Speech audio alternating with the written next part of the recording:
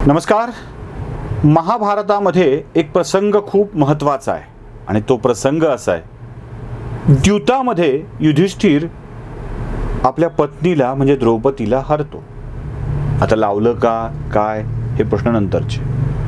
त्यावेळी दुःशासनाला आदेश दिला जातो की भर सभेत द्रौपदीला खेचून आणावं आणि तिचं वस्त्रहरण करावं. दुःशासन आपल्या भावाच्या पत्नीच्या पदराला हात घालतो आणि तिच्या वस्त्रहरणाला सुरुवात करतो. पुराणातल्या कथेत कृष्ण धावून आला असं सांगितलं जातं. कृष्ण धावून आल्याची जेवढी कथा महत्त्वाची आहे ना, तेवढीच आणखी एक कथा तिथली महत्त्वाची आहे आणि ती म्हणजे कौरवांच्या राजदरबारात असलेले सगळेच्या सगळे रथी महारथी मान खाली घालून तिचं वस्त्रहरण बघत होते. तिथल्या कृपाचार्यांना हे थांबवावं वाटलं नाही, ते थांबवू शकले नाही. द्रोणाचार्यांना थांबवता आलं नाही, पितामह भीष्मांना थांबवता आलं नाही. धृतराष्ट्र तर डोळे आणि पुत्रप्रेम दोन्हीनी आंधळा होता आणि हरलेले पती हताश होते, शंढ झाले होते. त्यांच्यात बंड करण्याची वृत्ती नव्हती. काही जणांनी द्रौपदीला दोष लावला. तिथे उभा असलेला कर्ण द्रौपदीला म्हणतो, 5 जणांची बायको काय आणि 6व्याची बायको काय, बस माझ्या मित्राच्या मांडीवरती. द्रौपदीला वेश्येची उपाधी दिली जाते. पती काहीही करू शकत नाहीत आणि अन्य लोक द्रौपदीच्या चारित्र्यावर शंका घेत आहेत. ज्यांनी भूमिका घ्यायला हवी ते थंडपणे बसलेत. असंच वस्त्रहरण, अगदी असंच वस्त्रहरण महाराष्ट्राच्या कानाकोपऱ्यात स्त्रियांच्या बाबतीत होत आहे. स्त्री नाडली जाते, अडवली जाते, छळली जाते. तेव्हा तिच्यावर होणाऱ्या अन्यायावर ज्यांनी आवाज उठवायला हवा ते शांत बसतात आणि ज्यांनी बोलायला नको ते तिच्या चारित्र्यावर ओरखडे ओढून टाकतात. ती तशीच आहे असा दावा केला जातो. अशा वेळी मन हताश व्हायला होतं. एक माणूस म्हणून एक स्त्री, ती कुणाची तरी पत्नी असते, कुणाची तरी मुलगी असते, कुणाची बहीण असते, कुणाची आई असते. वेगवेगळ्या नात्यांमधून ती वावरत असते. तशी ती कुणाची तरी कधीतरी मैत्रीण होते, प्रियसी होते, सखी होते. कधी कधी ती त्याच्या अंतरणावरची साथीदार होते. जशी ती अन्य नाते निभावत असते तशी ती हे नाते देखील ती निभावत असते.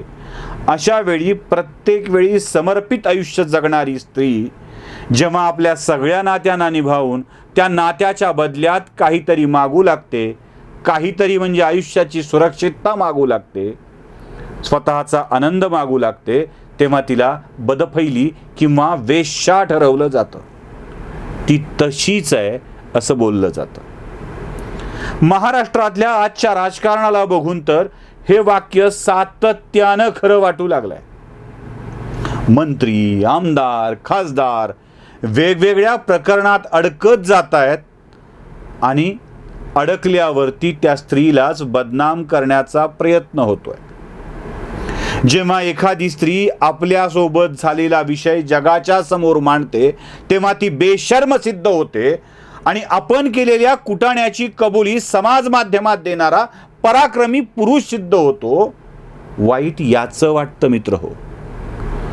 पुरुषानं त्याची कबुली दिल्यावर बघा तो किती प्रामाणिक आहे म्हटलं जातं आणि स्त्रीनं हेच मांडून जगाच्या समोर नात्याला मंजुरी द्या असं म्हटल्याबरोबर ती मात्र कुलटा सिद्ध होते, व्यभिचारिणी सिद्ध होते.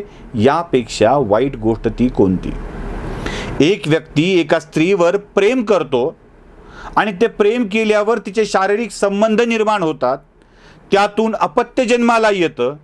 अपत्याची जबाबदारी स्वीकारली जाते, मात्र त्या स्त्रीची जबाबदारी स्वीकारली जात नाही.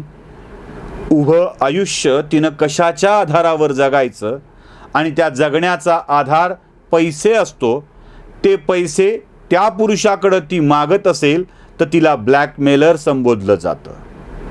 एखाद्या फाटक्यानं असा व्यभिचार केला असेल, संबंध ठेवले असतील आणि त्याची ही क्षमताच नसेल पैसे देण्याची किंवा जगवण्याची, तर एक वेळेला समजू शकतो. पण ज्या गब्बर आणि मातब्बरांच्याकडं अशा स्वरूपाची अंगवस्त्र आहेत, अशा स्वरूपाची संबंध आहेत, अशा स्वरूपाची नाती निर्माण झालेली आहेत, त्यांनी तिनं जगण्याचा आधार मागितला म्हणून तिला ब्लॅकमेलर सिद्ध करू नये. मागितले असतील पैसे, अनेक वेळेला असं घडलं असेल की पैसेही मागितले असतील, पण ते पैसे तिच्या जगण्यासाठी आवश्यक असतात. आपण असा फरक करायला तयारच नाही आहोत. पुरुषांनी पैसे देऊन स्त्री भोगणं म्हणजे पराक्रम आणि भोगल्याच्या बदल्यात स्त्रीनं पैसे मागणं म्हणजे व्यभिचार. अरे कुठल्या नियमांना आपण घेऊन पुढे सरकतो आहोत. अहो, एखादी स्त्री इतकी अडवली जाते, कालचं उदाहरण बघा ना, ती येते, ती बोलते आणि बोलल्यावर बरंच काही सांगणार आहे. न्यायालयानं प्रतिबंध घातला होता. तिला बोलूच दिलं नसतं. उसको रायता भी फैलाना था, हेही मान्य केलं. तिला पैसे मागायचे होते वादासाठी, हेही मान्य केलं. पण तिनं 2 अपत्यांना जन्म दिल्यानंतर स्वतःच्या आयुष्यासाठी पैसे मागितले तर बिघडलं कुठे? 2 अपत्यांना जन्म दिल्यानंतर भविष्यात कोणतेही संबंध निर्माण होणं शक्य नाही.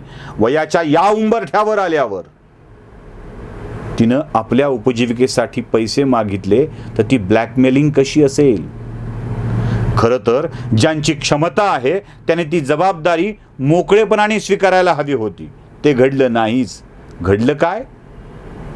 तिच्या गाडीत पिस्तूल ठेवल्याची संशय आहे.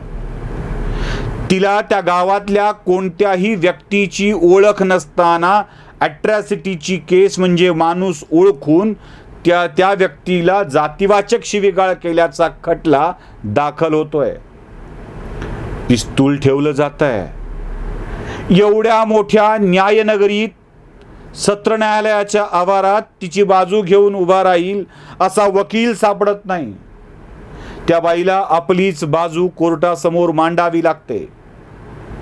स्वतःचा देह उपभोगायला मुक्त करून दिल्यानंतर, त्याची 2 फळं पदरात पडल्यानंतर तिला हो ही माझी लेकरं आहेत, हा माझा पती आहे हे सिद्ध करण्यासाठी 14 दिवसाची कोठडी सहन करावी लागते. काय होय? तिथेही कृप, द्रोण, भीष्म शांत होते. रामायणातही असंच घडलं, महाभारतातही असंच घडलं, आजही आमच्या आयुष्याच्या महाभारतात असंच घडतंय.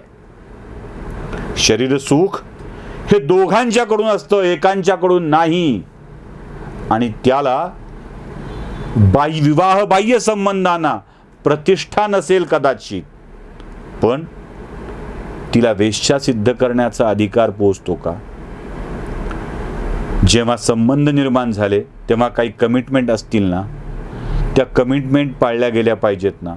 प्रश्न फक्त इतकेच आहेत आणि विनंती इतकीच आहे की अशा प्रसंगात सरसगट स्त्रियांना, काही प्रकरणं अशीही असतील की खूप वाईट पद्धतीनं स्त्री वागते आहे, पण सरसगट अशा प्रसंगात स्त्रियांनाच उलटा व्यभिचारिणी ठरवून मोकळं होऊ नये, एवढीच सामान्य माणसांना साधी सरळ अपेक्षा आहे. याचं राजकीय भांडवल करायचं नाही असं राजकारण्यांनी ठरवलंय.